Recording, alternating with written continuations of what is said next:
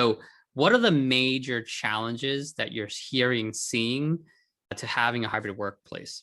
So there are a number of challenges, but the first one is feasibility. Unfortunately, in a way, experience is the mother of invention.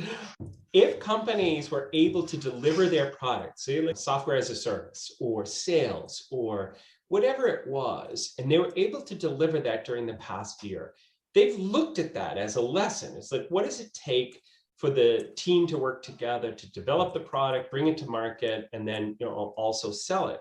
So they have some data based on the last year.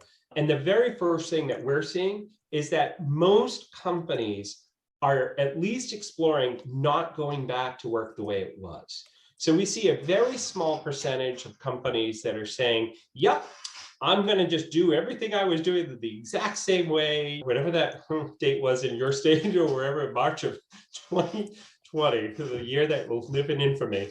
And so few are taking that approach because they have great lessons that they've learned and they're going to capitalize on them. So the first real obstacle or at least issue is feasibility. What can be done based on the project mission of the company? And who are we doing it with?